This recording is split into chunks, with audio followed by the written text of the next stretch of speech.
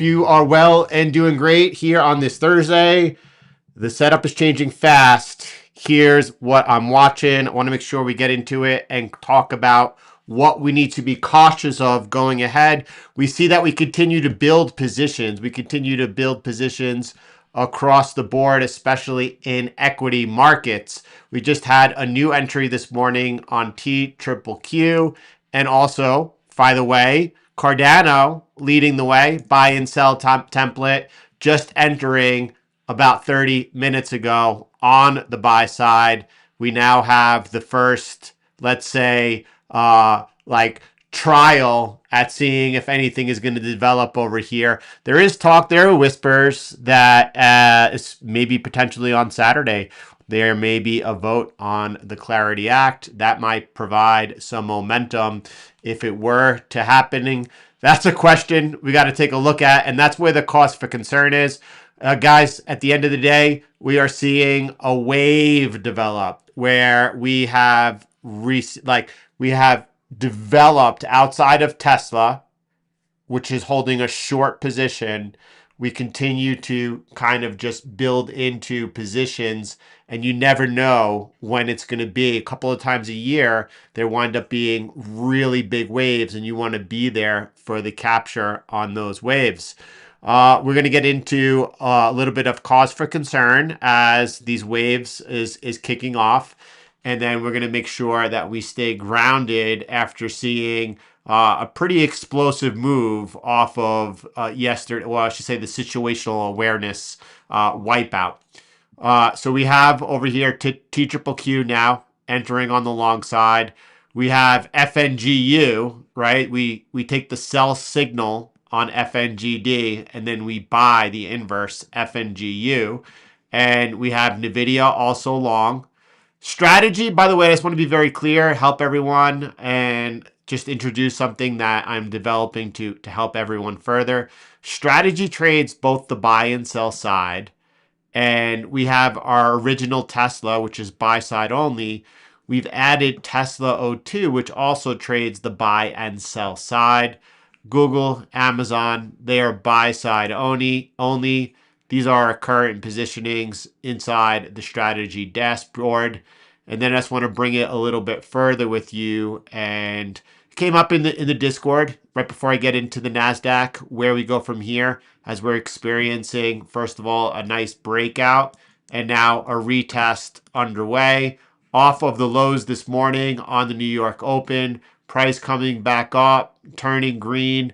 And then we have probably the trigger for further, let's say, uncertainty.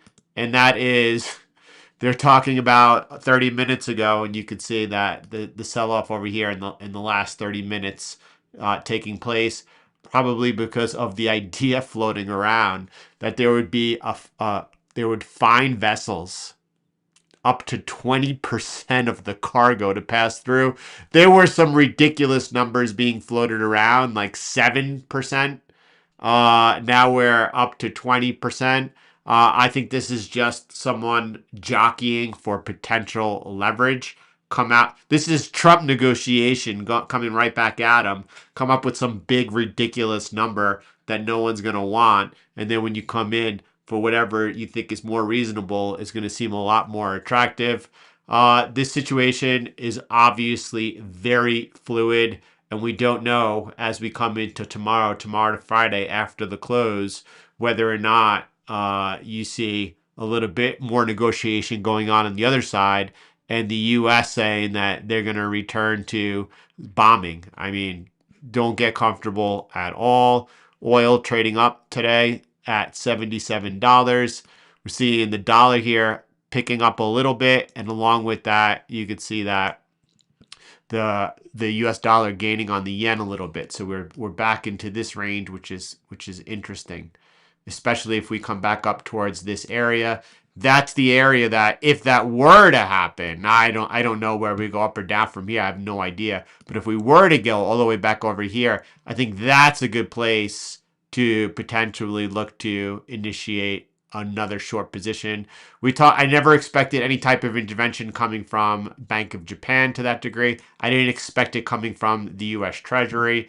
But in that area right over here on our live stream, we were talking about for the first time, that looks like a spot to look to go ahead and go long on the yen. And then that was just a happy accident. Call it that. NASDAQ here looks like, a lot of uncertainty, and the uncertainty seems to be about, we've seen a massive move off of the low, and this was obviously coming off of some strong liquidations, and then we saw ideas that there would be the opening up of the strait, right? It was U.S. Treasury Secretary Bessent who's like, tomorrow, the next day, the traffic should be open. Iran is like, we're working out a deal with Oman. We're not negotiating with the U.S., even though we are. And there's no, like, even if we work out a deal, there's not going to be any traffic going through originally. So whatever.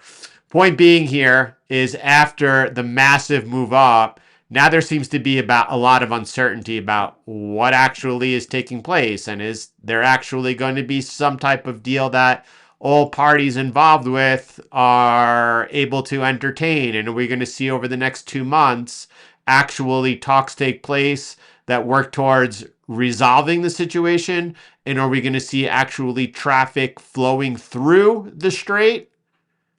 And that's a great unknown, and that's one of the biggest risks we've talked about over the last couple of weeks that the market is facing. So far, technically, though, we are seeing a nice breakout. First of all, liquidity grab to the downside. That was nullified once getting back in here. And then since then, we've seen a confirmation, trendline break. We've seen our equity positions building into the market. And now this morning, yesterday and this morning, we're seeing a test of that perfect retest. And now, obviously, we need to resume up if we're going to be heading back towards the top of this range and all-time highs.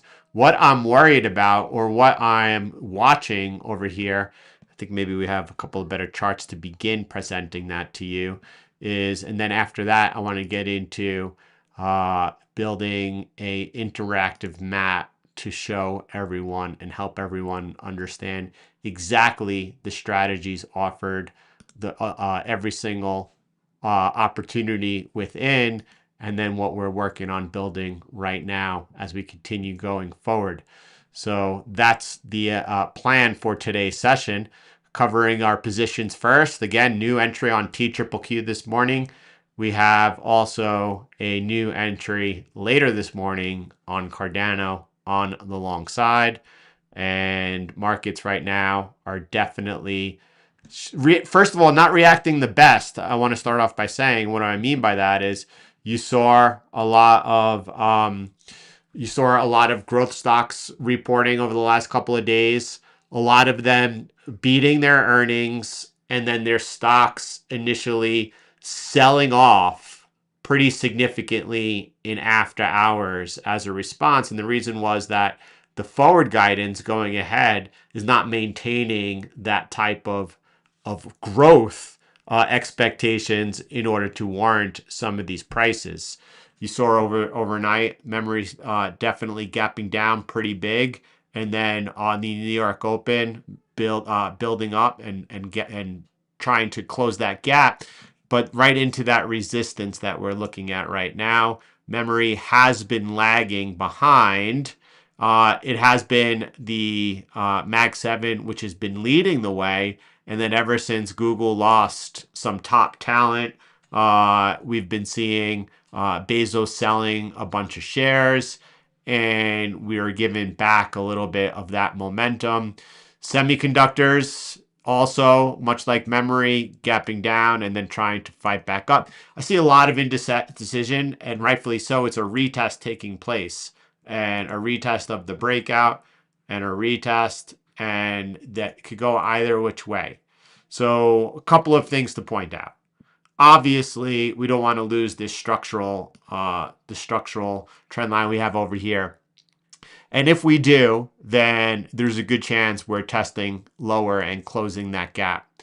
Below this line over here, it looks like that we're headed back towards the bottom of the range and could be worse. What I am watching for is a couple of things, and I think best illustrated over here. But first, I just want to remind you all, we were watching for the breakout on gold. We set the expectations if we were to see a move towards 4,400. That's a place to take profit into if you were to get a move into there. And then a breakout above would be a conservative breakout and a good time to add further. This, in my opinion, seems to be coming off of what was taking place with the potential opening up of the Strait of Hormuz and taking a lot of the current inflation pressure off of the Fed.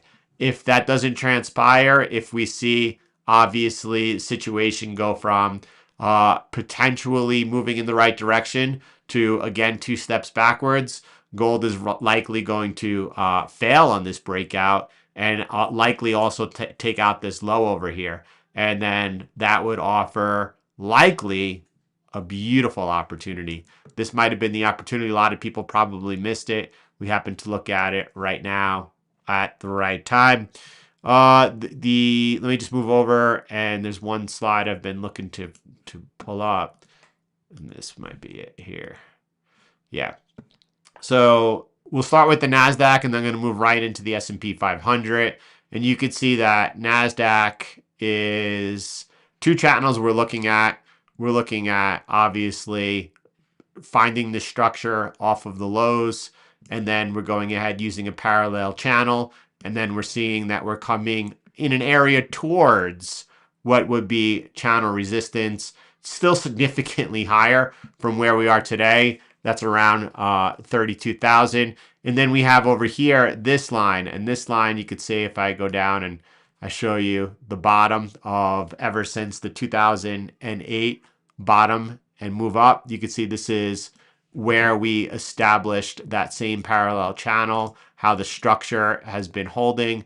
That's why we have this top structure over here. I'm just showing the top part of the channel because we're coming into an area of resistance. If we were to sell off, and at any point in time, you can see this is held since 2011, we don't want to break that bottom area of support. Look at that perfect touch during the March tariff tantrum over here. And you can see that this resistance then confirming over the support.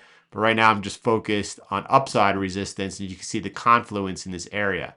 So between 32 and 33,000, that would be a significant area to be watching out for if we were able to make a move into that. Obviously, it's possible to break out above that. If that were to happen, that would be a massive breakout, upside channel breakout, could lead to large moves or quick liquidity grabs. With that in mind, now let's move over to the S&P 500. And it's not this slide, but this is the one that I want to start off with. I want to move to this one in a second. Yes, to this one in a second. I want to start off here with you. And by the way, as far as the seasonalities we were discussing yesterday, midterm seasonality suggests that August and September are very weak. From where we're at here in the first week of August, though, as we move into the end of September, you're actually looking at expectations for 0% gain loss. However, July's, which is over the last decade, has been an extremely favorable month for seasonalities, was obviously full of pressure. That pressure coming from the situation that was taking place, first of all, and largely over the Strait of Hormuz, Iran, US, and the escalating conflict that was taking place. Obviously, we had worries and concerns. Number one was earnings. Earnings have largely beat. Hyperscalers, and by the way, Google coming at the market today, raising another $25 billion of debt to fund their build out. Obviously, Google under a little bit of pressure today, a market not really responding well to that.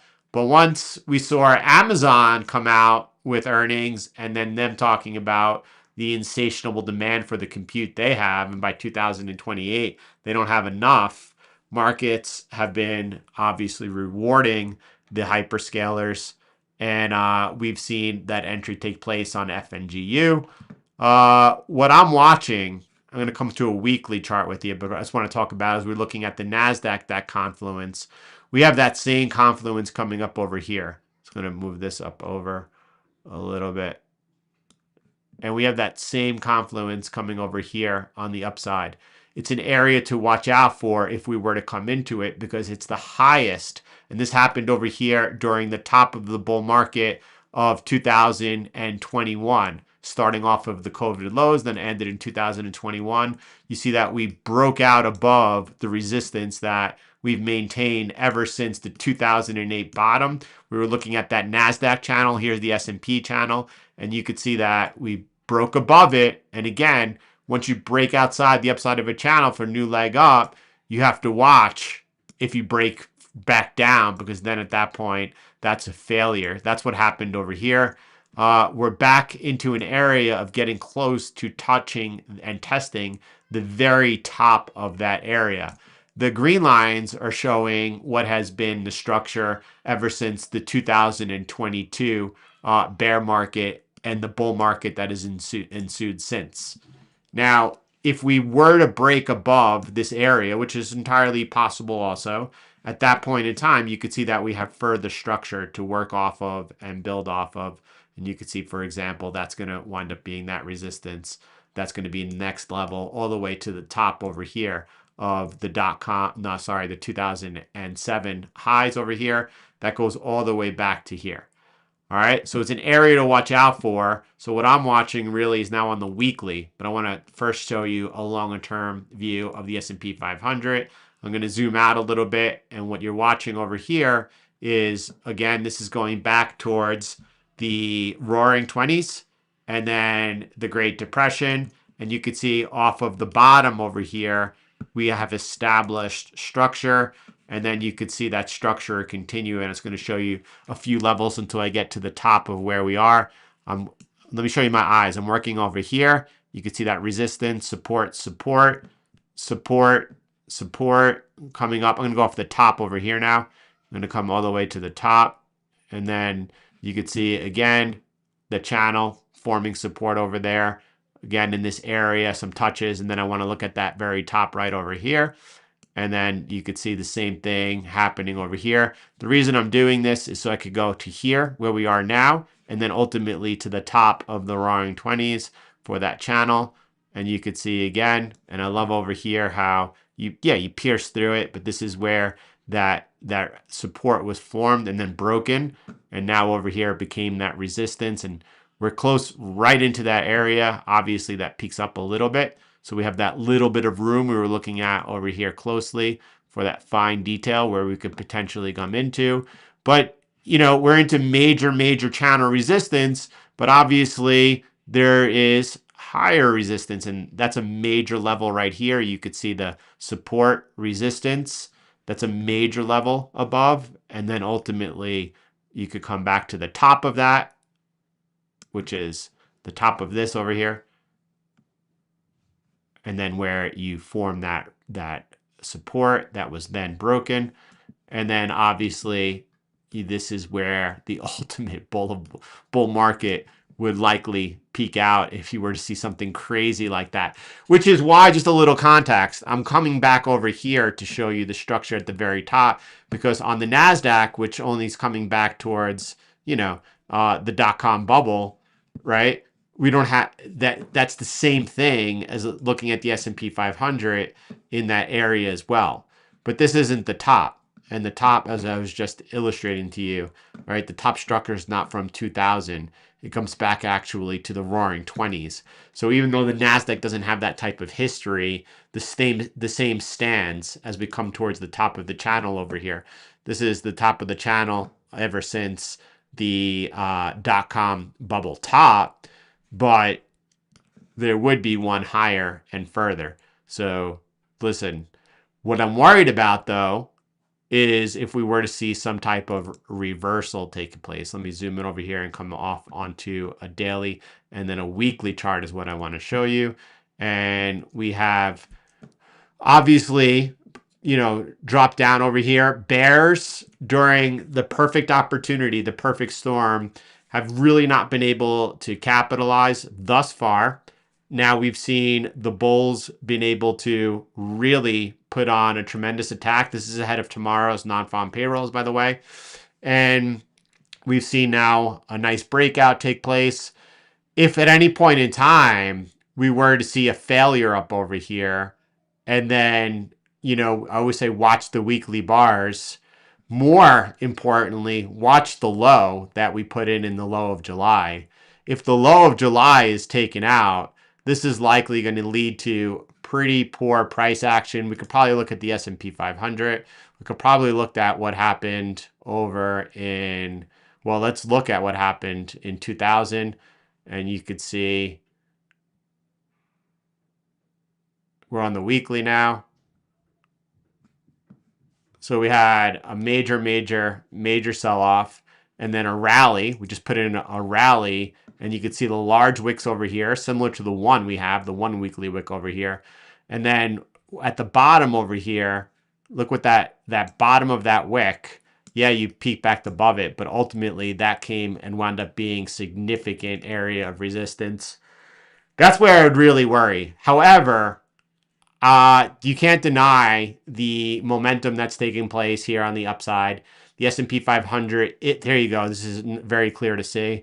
I'm going to just borrow this line a little bit, and I'm going to move it down a tiny bit, only because that's where the last two touches have come in right over there.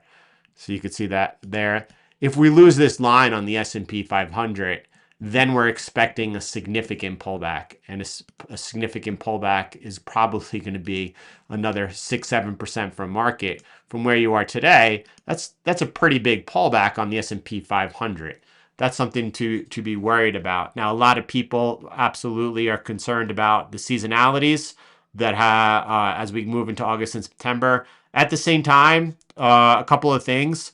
That, first of all, July seasonality was way off, so we might see nothing more than a reversion to the mean, whereas August is not as bad as it normally is. Obviously, a lot of market corrections have happened in August. And 2020, it seems that every 4 years, if you go back, well, the midterm elections, if you look at the correction in August during midterm elections on the S&P 500, it's severe, and it happens every 4 years, right? But everyone is paying attention to it now. There's no question about that. And normally, once everyone's paying attention to something, it just doesn't seem to work out. Now, I don't know what's going to happen. We've entered into a lot of long positions here on equities, right? That wave is either going to continue to build and take off and be a nice ride, or we're going to exit those positions. That's what I'm focused in on. Most of all, it's our positioning, because you never know what is going to happen. Just like coming off of the low over here in March, a lot of people, as the war was really building, were extraordinarily negative. Very few people expected such a rise up off of the lows. We didn't expect that. Now, we did say over here, lean into Mag 7. But again, I also exited those pretty early. I didn't think that followed through. But watch from our mechanical system, though, we're able to take some nice takes out of the market. That's the edge. That's what we focus in on. I would be concerned and or worried if we take out this structure right over here, this low on the S&P 500, especially after taking a new all-time high. That for me would say, okay, seasonalities, August into September, at the very least, it could get worse than that, are likely going to transpire. The one thing I have to say is the main headwind to the markets continues to be the Iran-USA situation. If that is paused for a meaningful time over here, that significantly reduces a major headwind on the market. Another is that I don't know how much it matters who wins the midterm elections, and I think the market is aware of that. I mean, obviously, if the Republicans were to lose the Senate, that would be a major unexpected occurrence. And if that were to happen, there likely would be probably a significant market reaction to it.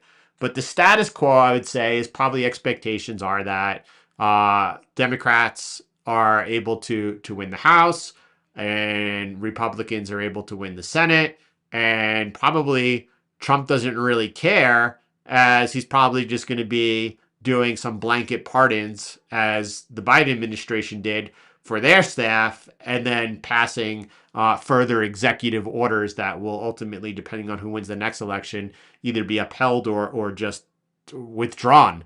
So I think that's probably the president's policy for the next 2 years, and it doesn't really depend on legislation. So I wouldn't really think that who wins the midterm election is going to be that much a factor. Now, some people could say, well, we have a new FOMC chair, and markets like to test the new FOMC chair. Do they, or is it more usually seasonalities during that particular? I don't know what the answer is to either one of those. If we lose the momentum we have over here, I wouldn't even be under the impression that we're going to see, that October and into the fall and winter couldn't continue to have pressure on the markets. So rather than just leaning into something that's happened in the past, I'm trading what is happening over here now with all of you. You guys keep your eyes on not just gold and silver, which are breaking out over here, but obviously copper is looking good at this particular moment.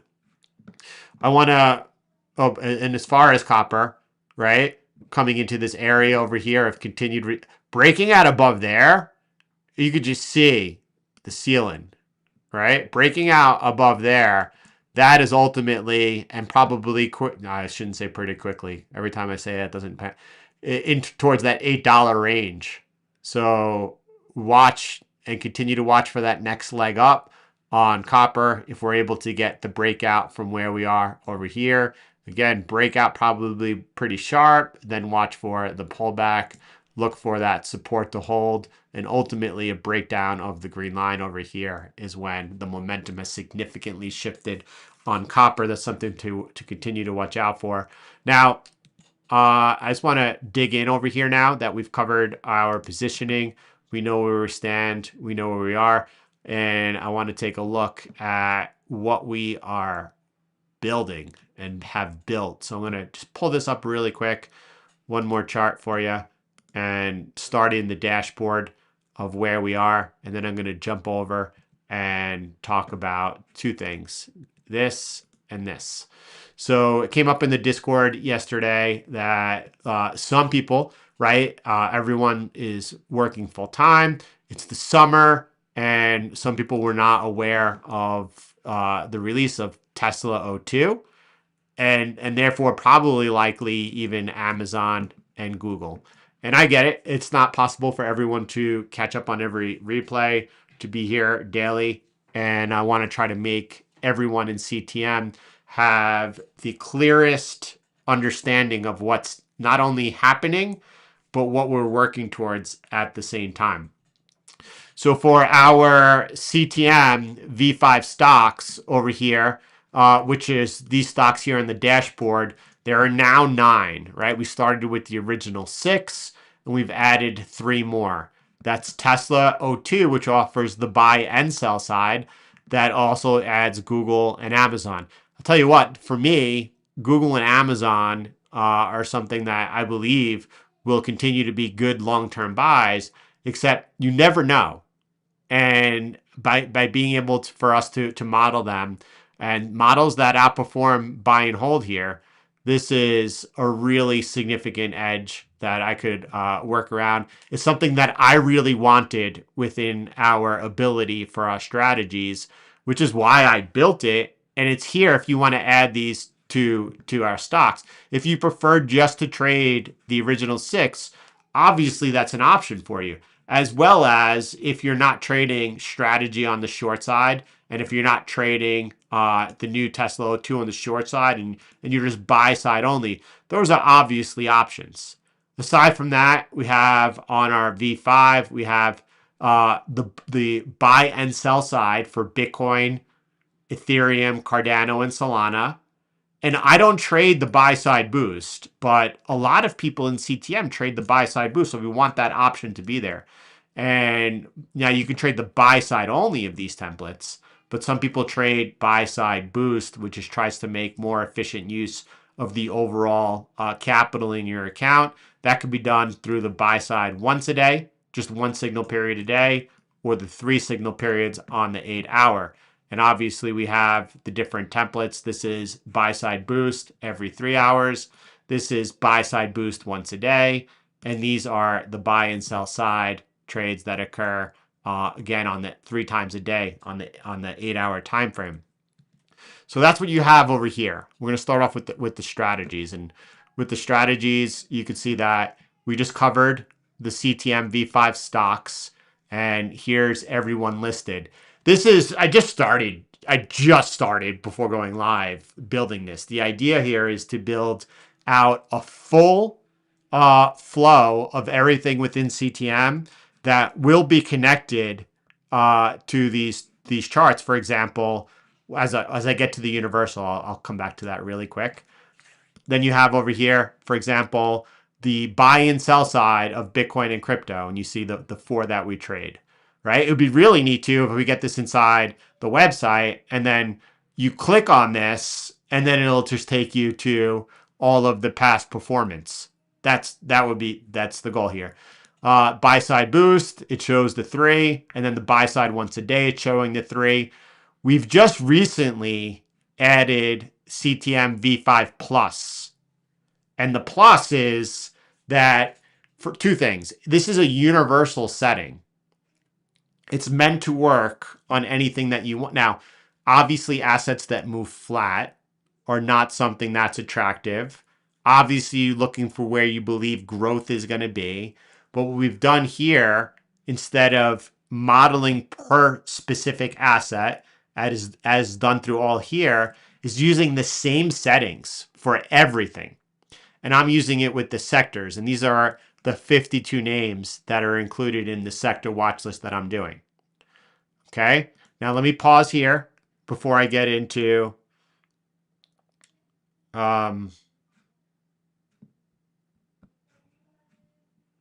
what's taking place in the quant lab, and just jump back over here, and let me start here. So with the buy side only of the universal templates, right? We started off with 60 names, right? I haven't got here. I'm removing actually largely the biotech and some others. 8 names that don't add benefit. Okay. I'm not presenting on that now. I'm just letting you know. And I started off with the universal settings with these particular settings. These were not modeled. I just started with these settings. And it just provided really strong, consistent returns across the board. So the idea here is to have something that's not modeled, to have something that's not fitted, so that consistent performance just continues. I made one change using the engine, and it came up with, and again, these are not fine-tuned. You can see the numbers here for those that understand them in CTM. These are not close to being fine-tuned. They're just very flat. Now, the other plus in this is I put in a regime gate, right? And that provides a filter as an exit over here that's not in V5. And the next thing I want you to notice is that, well, this provides a significant improvement, right? This was just me like throwing something out there. And originally I started actually 333, 333, 333. I added the 444 here. And it was just 2 adjustments. You could see that there's nothing, like, notice it's not like 97 and 212 and 247. There's no fine tuning whatsoever. This was just another flat number. And the flat number here, by the way, is, well, it's significantly better on the upside and downside. It's working out to a CAGR of 30%. And by the way, again, we're using less names over here. We've added more names over here. My expectations are with the further additions and names, now 52, this is about 27, that, that CAGR is slowly going to rise. But more importantly is the drawdown. And you could see even during the bear market of 2022, very controlled. Again, the bear market regime, buy and hold, you're getting destroyed, right? To have universal settings where you're just, instead of that, you're just down 2%, that's very significant. That's a good place to be, but I'm not comfortable there. So what I'm working on next, and again, here you have the difference between the live, um, the current settings we're using here for the sectors, and then what we're about to make the jump to, and these better ones. And look at the difference here. And what you're seeing here is the 2% we just looked at. This is just buy side only. This is adding sell side templates. Here's a sell side board I've created for all of those 52 names. The sell side is not a universal template. The sell side is dialed in as we trade CTM V5. But I think that adding the sell side to the buy side, this is exactly how I want to execute. This is why I'm building it, and this is what I'm going to share with you. That's aside from, this is completely aside from CTM V5. And I execute every single one of these. I execute on these 9 now. Now, I missed the Google trade. They got away from me. I was on vacation. I just missed this trade, and then it just shut. I didn't get that trade, but I trade them, and then I also would like to be trading this with the buy and sell side, because I like the idea of having that finely tuned, which gives that extra outperformance. But I also like the idea of having something that's more moderate, in so much as that it's likely not fitted at all and likely to continue to perform, and then adding in that sell side, which is the fitted, right? So there's a little bit of a give and take on there.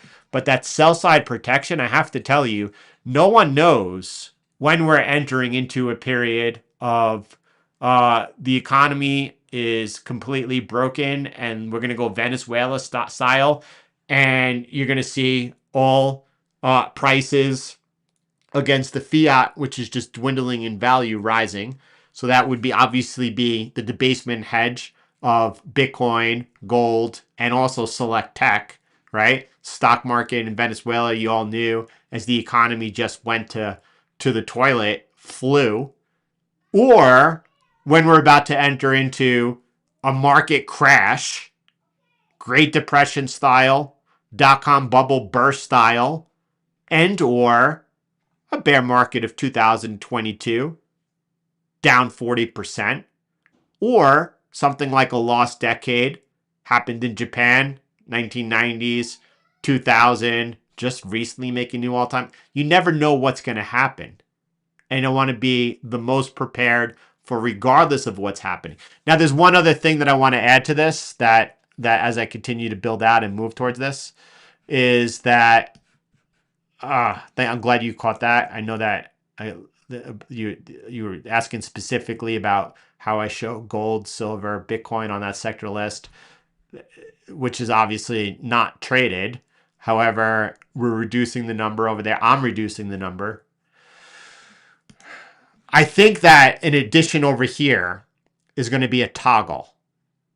For example, if this is using pretend it's using 50% long, 50% short, the capital. And I think that depending on the number of tickers that are on the buy side, the percentage of the account that's used for the buy side should be going up. And when you're seeing the sell side tickers gaining, that the percentage of the account you're using for the sell side, like the money management factor, is going to be, that's just begun theoretically in my mind. However, that will be figured out, and part of the lab over here is the whole research library of money management that I've added. I have the model engine. Eventually, the idea is to also have a page on CTM website where you could put in any single ticker you want that you're interested in modeling to trade, and for it to come out with the output that you could put into TradingView of those settings. And then also at the same time, the forward tracking of everything that we're doing. And forward tracking is of our stable V5 stocks, the 9 that we're trading. You want them to be continue to be tracked on the forward test. The buy side board, this is daily buy side for those same assets. That's going to be forward tested. The universal settings continue to be tracked forward. The 2 hour that I did, forward tested. The sell side board, forward tested. The sell side, the combined long and short, everything, and it will be illustrated better for you all within here to have that tracked and forward tracked within the lab. Again, the model engine and still working on it, right? And then the money management, and then bringing them all together. And then what I would like to have is a continuing, let's say, architectural structure, a mind map of everything that's taking place within CTM that helps you understand not only what we have, what I'm working towards, what I'm working on, and then also being able to, again, when we talked about whether to just click on it and find the back test, to have when you click on V5 stocks or universal, they take you to a full artifact. That's what it's a lot. And it's easier for me kind of to keep it in my mind as I work through it. But I think that it's really important here. And that's why I started this presentation this morning, is to make sure that each and every one of you are clear on what we deem to be, first of all, the best approach, the best strategies to be executing on, what we're working on, and what our goal is going forward. So I hope that's helpful. I hope that's really helpful in just explaining a little bit of where we are, where we're going, and to keep everyone on the same page. So this is a question I want to take a look at. I haven't got a chance to read it. So as I do this, let me jump back over here, see what's going on. And why are you so worried with the pullback on the markets as bad in the 2000s? Can't we also put in a higher low if we pull back on the weekly and or monthly? Let me zoom out a little bit. I think I was using this chart here on the monthly, right? So, well, let's just take a look what's going on. And I mean, this is from the new bull market that we're currently in. A lot of people, rightfully so, consider this to be a bull market that began in 2008, which is obviously very much the situation. And what's interesting though is, right, the COVID crash over here is coming down and confirming the structure. Look, notice how that, like, we were holding this structure, which coming out of it, we confirmed, and then that's what's held, right? That's so interesting. And on the crash, this is where we came into. Now, a lot of people, obviously, and just to give my own perspective of, again, a lot of people have been extraordinarily bearish for a long time.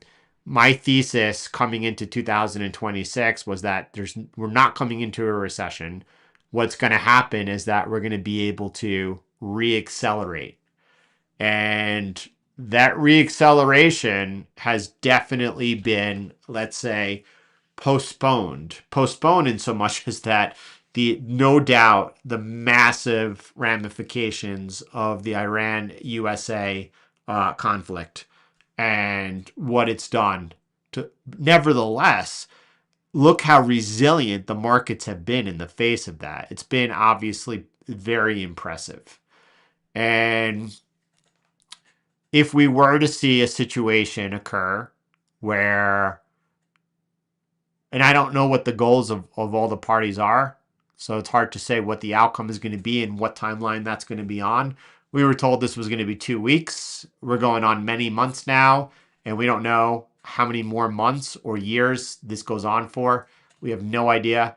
And again, as long as we don't see the price of oil move towards something that could cause demand destruction, the resiliency during the AI build out of the economy looks like it's going to continue.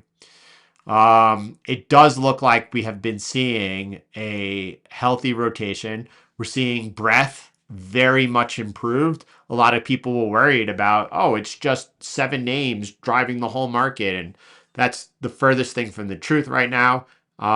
It seems to be a very healthy market.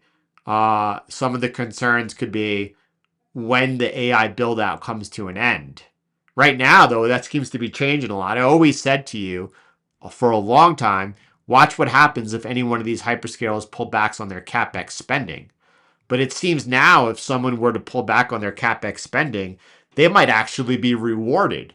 So you might see actually some of the hyperscalers and that you might see them moving up, and then a lot of the semiconductors, memory, you might see them coming off. But that would just be a rotation. That wouldn't be the hyperscalers coming off with also the beneficiaries, the hardware beneficiaries of the build out coming off, and that taking the market with it. So I don't know anymore if capex spending were to pull back, what that would mean. More importantly, it's, well, is this turning into profit?